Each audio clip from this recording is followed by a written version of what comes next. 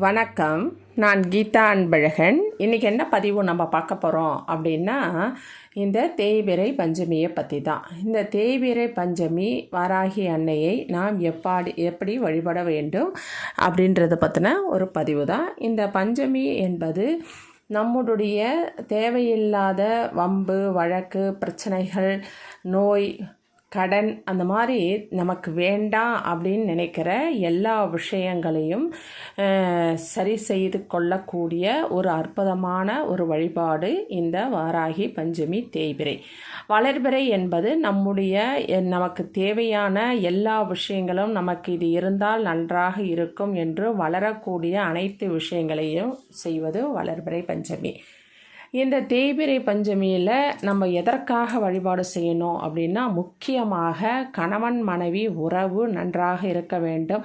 தேவையில்லாத சண்டை சச்சரவு அல்லது செய்வினை பிரச்சனை, கண் திருஷ்டி, பொறாமை எண்ணங்கள், அந்த மாதிரி உறவுகளுக்குள்ளே பிரச்சனைகள், விரிசல், மன ஒற்றுமை இல்லாமல் இருப்பது, அந்த மாதிரி விஷயங்கள் சரி செய்ய மிகவும் உகந்தது இந்த தேய்பிறை பஞ்சமி. அதுவும் கூட ஞாயிற்றுக்கிழமையாக வருகிறது.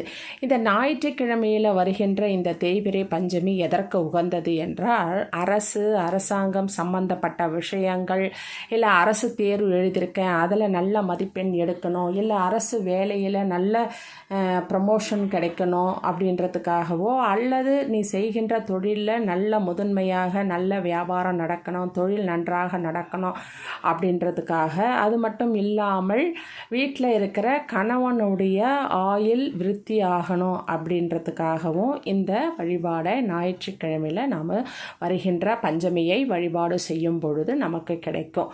பொதுவாக எல்லா விதத்திற்கும் பஞ்சமியை வழிபாடு செய்யும் பொழுது ரொம்ப விசேஷம். அதிலும் ஞாயிற்றுக்கிழமை என்பது இதற்கெல்லாம் உகந்தது என்று இதனுடைய பதிவு.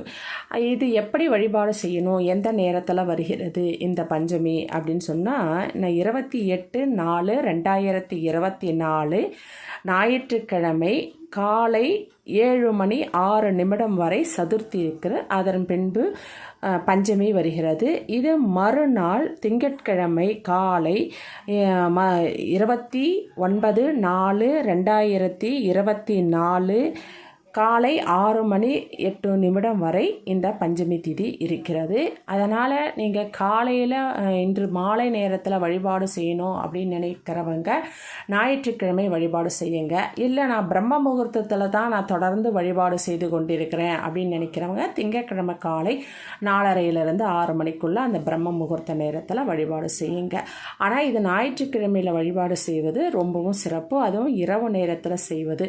அதுவும் இல்லாமல் அன்னைக்கு நாளாக வருகிறது. நம்மளுடைய கடன்கள் தீராமல் எப்பொழுதும் வட்டி கட்டி கொண்டே இருக்கிறோம் அப்படின்னா, இந்த வட்டி கட்டுற தன்மை குறையணும், வட்டியோட இன்ட்ரெஸ்ட் ஆஃப் ரேட் அப்படின்றோம் இல்லையா, அந்த ரேட் குறையணும் அப்படின்னு சொல்லும் போது, வட்டியில்லா கடன் கிடைக்கணும், கடன் வாங்குகிறோம் அதுவும் வட்டி கொஞ்சம் கம்மியாக கிடைச்சா ரொம்ப நல்லது அப்படின்ற மாதிரி நினைக்கிறவங்க, இல்லை வட்டி கட்டுற தன்மை குறையணும், எனக்கு நான் எப்போதும் வட்டி கட்டிக்கினே இருக்கிறேன் அப்படின்னு நினைக்கிறவங்க, அசலில் என்னால் காசு கட்ட முடியல, வட்டிக்கே சரியாக போகுது அப்படின்னு நினைக்கிறவங்கெல்லாம் இந்த கரிநாளை பயன்படுத்திக்கின்னா அதனுடைய தன்மை குறையும்.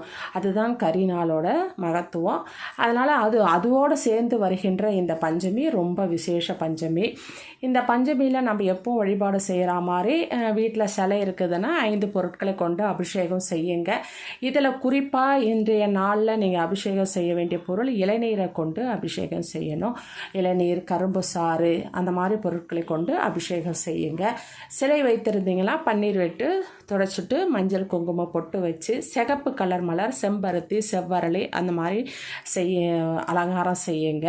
அதை செஞ்சுட்டு இன்று நைவேத்தியமாக என்ன வைக்கணும் அப்படின்னு சொன்னால், காரமான ஒரு மொச்சக்கட்டை போட்ட ஒரு காரக்குழம்பு, அப்படி இல்லைன்னா கோதுமையால் செய்த கேசரி, அந்த மாதிரி பொருட்களை இல்லை உளுந்து வடை அது நைவேத்தியமாக வைக்கலாம். பானகமாக நீங்கள் தர்பூசணி, அந்த வெள்ளரி பழம் சொல்லுவோம் இல்லையா, அந்த மாதிரி முலாம்பழம், அந்த மாதிரி பழம்லாம் இப்போது ரொம்ப அது பூமி கடையில் இருக்கிற பழங்கள் அது ரொம்ப பிடிக்கும். அதுவும் இந்த சீசனில் கிடைக்கிறதுனால கண்டிப்பாக அந்த பழங்கள்லாம் வைங்க. எது பழம் கிடைக்குதோ அதை வைங்க. கரும்பு ஜூஸு அந்த மாதிரிலாம் இளநீர் இதெல்லாம் நீங்கள் வாங்கி வைக்கலாம். மோர் கலந்து வைக்கலாம்.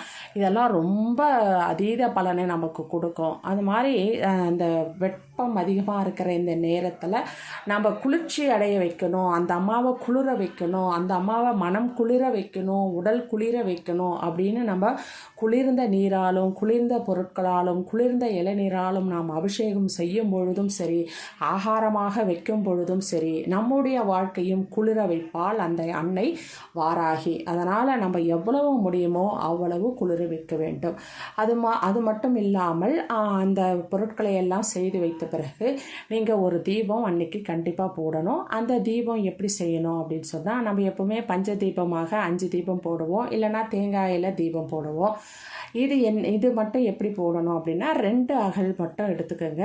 நீங்கள் அந்த தீபம்லாம் போட்டாலும் பரவாயில்ல, கூட எந்த தீபத்தையும் போடுங்க. 2 அகல் எடுத்துக்கோங்க. நல்லா ஃபுல்லாக மஞ்சள் பூசிடுங்க. பூசிட்டு உள்ளே வெளியே எல்லாம் நல்லா மஞ்சள் இருக்கணும். பூசி முதல்ல கொஞ்சம் நேரம் காய வச்சுருங்க. அந்த அகலில் நல்ல சுத்தமான நெய் விட்டு பஞ்சு திரி போட்டு அந்த விளக்கை ஏற்றுங்க. அதில் கொஞ்சம் பச்சை கற்பூரம், கொஞ்சம் ஏலக்காய், கொஞ்சம் கிராம்பு இதை போட்டு நீங்கள் அந்த விளக்கை ஏற்ற ஆரம்பிங்க.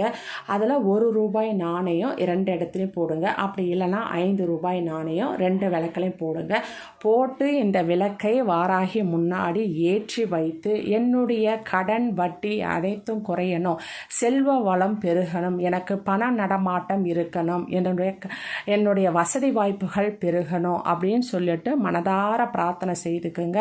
வாராகி அன்னையை நம்முடைய வளர்ச்சிக்காக, நம்மளுடைய கஷ்டங்கள் கடன்கள் குறைவதற்காக, பண நடமாட்டம் ஏற்படுவதற்காக நாம் வழிபாடு செய்கிறோம். ஏன்னா நம்மளுடைய முதல்ல தடை விலகிறதுக்கு தான் இந்த தேய்பிறை பஞ்சமி. அப்படி இருக்கும் பொழுது நமக்கு வருகின்ற வருமானம் தடைப்படுகிறது, நம்முடைய செல்வ நிலை உயரவில்லை என்று நினைப்பவர்கள் கண்டிப்பாக இந்த லக்ஷ்மி தீபத்தை ஏற்றி வாராகி முன்னாடி வைத்து நீங்கள் மனதார பிரார்த்தனை செய்து, நீங்கள் இந்த பொருட்களை எல்லாம் கொண்டு அபிஷேகம் செய்து நெய்வேத்தியமாக இந்த குளிர்ச்சியான பொருட்களை வைத்து அன்னை வாராகியோட காயத்ரி மந்திரத்தை நீங்கள் சொல்லி வழிபாடு செய்யும் பொழுது உங்களுக்கு வற்றாத செல்வத்தை வாரி வழங்குவாள் அன்னை வாராகி. அதனால் கண்டிப்பாக இந்த தீபத்தை, அதுவும் மஞ்சள் என்பது குரு ஆதிக்கம், அதனால் அந்த மஞ்சளை கொண்டு லக்ஷ்மி கடாட்சம் கிடைக்கணும், எனக்கு பணவரவு கிடைக்கணும் அப்படின்றதுக்காக பஞ்சமி தேவியிடம்